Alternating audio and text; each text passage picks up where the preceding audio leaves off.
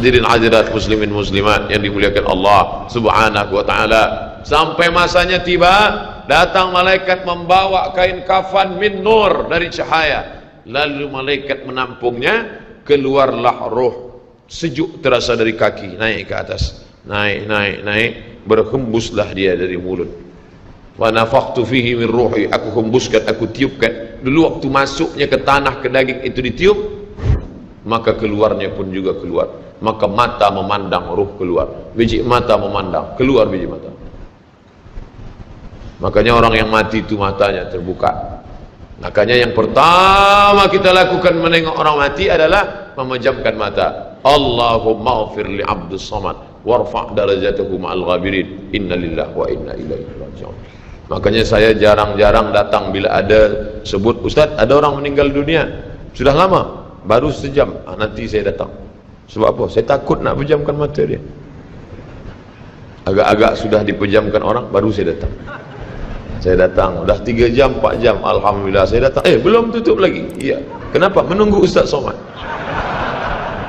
Paksalah saya tutup.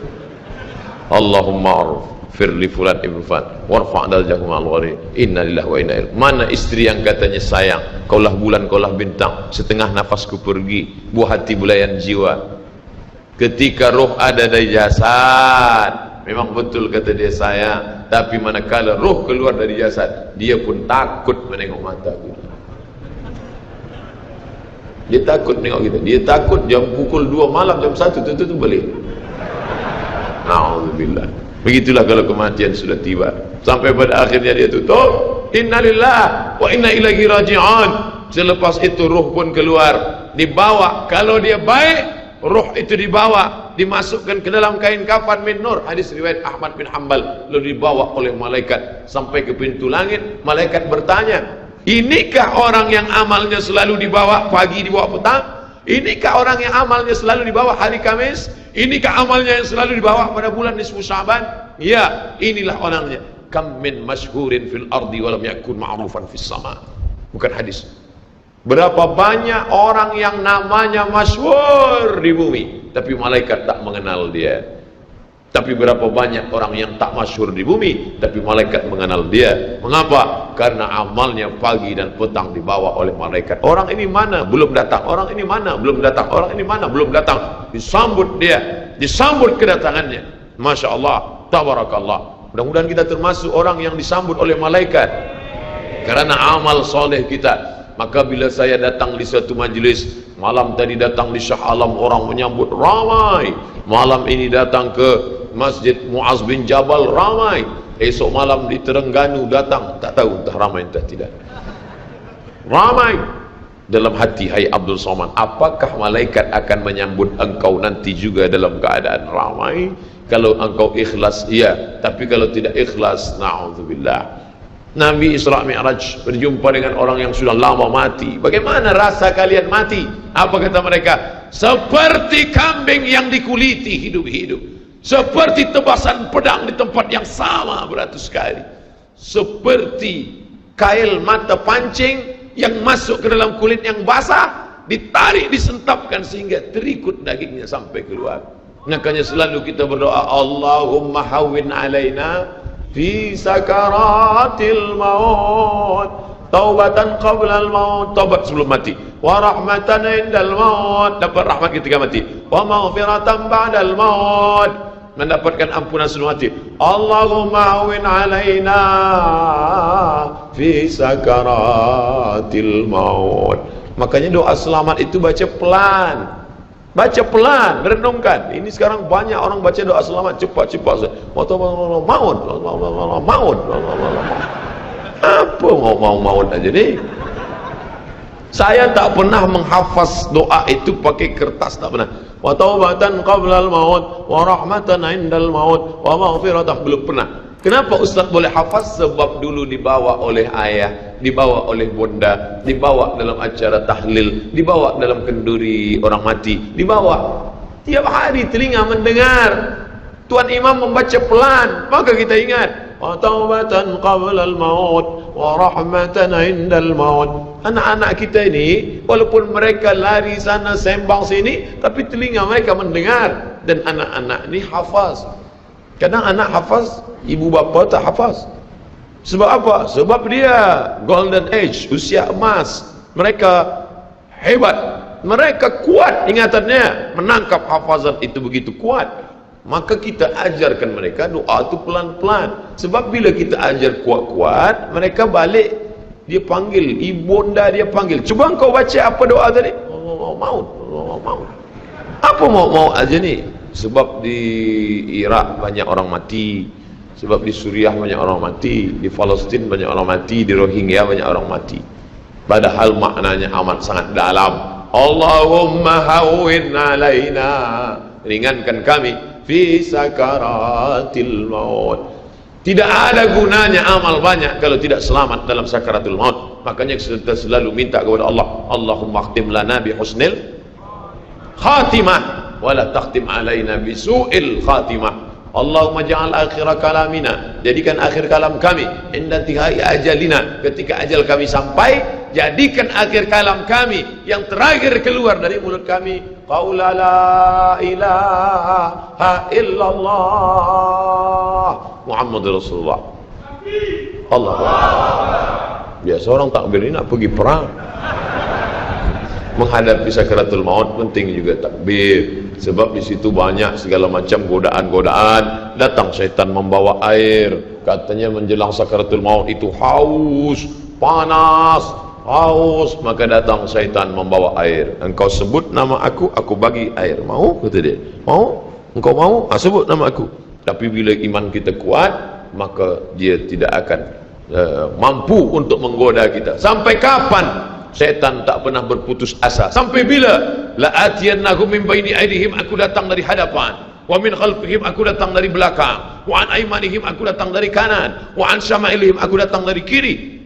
Datang dia, datang dari hadapan, datang dari belakang, datang dari kanan, datang dari kiri. Oleh sebab itu yang banyak tuan-tuan yang ada berada di sini, orang berzikir semua, subhanallah, subhanallah, subhanallah. Kenapa? Dengan zikir itu maka larilah jin-jin setan yang ingin mengganggu. La'uwiyannahum, aku akan goda mereka, aku akan sesatkan mereka. Berapa lama?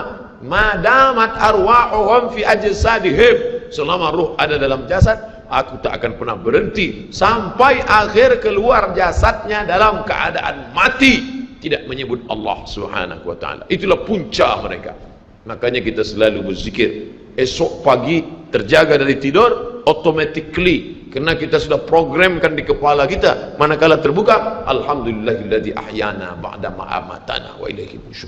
Selapar-laparnya orang beriman, manakala dia tengok makanan, terus saja dia ingat Allah. Allahumma barik lana fi ma razaqtana wa qina azabannar. Tapi ada setengah umat Islam, bila dah kenyang saja baru ingat Allah. Alhamdulillah. Bila tak kenyang tak ada ingat Allah SWT. Na'udzubillah. Oleh sebab itu maka inilah hidup yang singkat ini. Bila pernah kita bersedekah, itulah yang akan menolong. Laula akhartani ila ajalin qarib, kalau engkau beri aku umur panjang ya Allah, apa yang akan kulakukan? Fa as-sadaqah, aku akan bersedekah, wa akum minas salihin, aku ingin beramal saleh. Malam ini tajuknya Masya Allah, ini tazkirah terakhir, ini tazkirah akhir, last, dan tajuknya pun akhir pula. Mudah-mudahan ini tazkirah terakhir, tapi bukan terakhir bagi saya. Andai mati, tidak masalah. Allahumma ja'al hayata ziyadatan li fi kulli khair. Kalau engkau takdirkan aku besok masih hidup ya Allah, jadikan hidupku itu ziyadatan li, sebagai amal tambahan. Kalau mati malam ini, Allahumma ja'alil mauta rahatan lana min kulli syarr. Kalau aku mati, maka kematian ini berhenti berbuat dosa. Orang beriman tak pernah sedih. Kalau dia mati, berhenti buat dosa. Kalau bertambah pahala. Andai Abdul Somad esok pagi masih hidup, bertambah pahala, dia akan tazkirah, dia akan bagi pelajaran. Andai Abdul Somad mati malam ini, alhamdulillah, berhenti melihat dosa. Dosa apa? Masuk airport, dosa.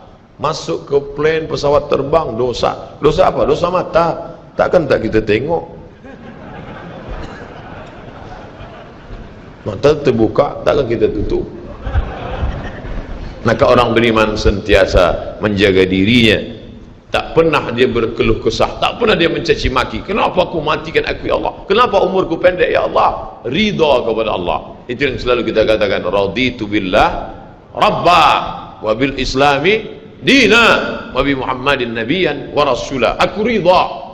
Ada yang lebih hebat daripada haji mabrur, ada yang lebih hebat daripada jihad fisabilillah, ada yang lebih hebat daripada zikir dan baca Quran. Apa dia? Ridha bi qada'illah, ridha menerima keputusan Allah. Makanya banyak lelaki yang ridha manakala meninggal istrinya, datang orang, apa tuan tak menangis? Aku ridha menerima ini, Ustaz. Memang dah lama aku tunggu-tunggu. Oh, ini bukan ridha, ini memang penyakit. Oleh sebab itu maka makna ridha adalah tak berkeluh kesah. Setelah orang masuk ke dalam surga, mendapatkan kenikmatan surga, Allah bertanya, "Madza turidun?" Hai penghuni surga, apa lagi yang kalian inginkan? Apa kata penghuni surga? Ridhaka. Tapi kau sudah masuk surga, ada yang belum kami dapat. Apa dia? Ridhamu. Yang mendapatkan ridha Allah hanya orang yang ridha menerima keputusan Allah Subhanahu wa taala. Man lam yarda bi qada'i, sesiapa sahaja yang tak ridha menerima takdirku, wa lam yasbir bi bala'i, yang tak sabar menerima ujianku, falyatlub rabban siwaya, carilah Tuhan selain aku. Hadis ini dhaif. Tapi untuk targhib wa tarhib, untuk berikan semangat beramal, untuk fadail amal boleh dipakai, kerana ia bukan masalah akidah, bukan masalah halal haram. Jangan permasalahkan masalah. Bila kita sudah beramal, sudah baik, tak usah berkelahi masalah khilafiyah, masalah kecil-kecil, masalah sepele, masalah remeh-temeh, kerana ini hanya akan merosakkan hati kita sahaja. Berapa banyak hati rosak disebabkan masalah-masalah. Assalamualaikum warahmatullahi, Assalamualaikum warahmatullahi. Apa salam-salam ni? Padahal hati sedang lembut. Selama ini dia berzina, selama ini dia minum khamar, selama ini dia mabuk, tak ada pernah orang marahkan dia. Tiba-tiba dia dah taubat, dia masuk masjid, Assalamualaikum warahmatullahi, Assalamualaikum warahmatullahi. Dia nak salaman, apa salam-salam? Tak boleh salam selepas sembahyang. Ini bid'ah, wa kullu bid'atin dhalalah, wa kullu dhalalatin finnar. Kata dia dalam hati, aku mabuk 20 tahun, tak ada orang bagi tahu mabuk tu haram. Ini aku dah taubat, salam kau kata haram. Ha, kata dia. Dia tinju. Bila sebelum sembahyang tadi belum ada bersalaman, selepas sembahyang baru bersalaman, hukumnya sunnah, mustahab, dianjurkan, disukai, kata Imam Nawawi. Belum sembahyang tadi tak ada salam, sebab dia lambat. Allahu Akbar. Lepas sembahyang dia salam, mustahab, dianjurkan, baik, tak salah. Bila sebelum sembahyang tadi sudah bersalaman, salam Haji, salam Datuk, salam Tuan, masuk ke masjid, selepas sembahyang dia salam balik, mubah, tak jadi masalah. Yang tak boleh dalam sembahyang bersalaman, itu tak boleh. Datuk sehat, itu tak boleh. Oleh sebab itu mari kita jaga hati kita yang dah baik, yang dah elok ni, jangan dirosakkan hanya kerana masalah-masalah kecil, masalah-masalah khilafiyah, melunakkan hati. Kayu patah boleh disambung, kaca retak boleh direkat, tapi hati rosak, kemana obat akan dicari. Oleh sebab itu memperbaiki dengan akhlak. Al-adab fauqal ilmi, adab lebih tinggi daripada ilmu. Tak ada guna banyak ilmu, banyak kaji banyak, tapi menyakitkan hati orang. Ada yang lebih hebat daripada ilmu, apa dia? Adab. Al-adab fauqal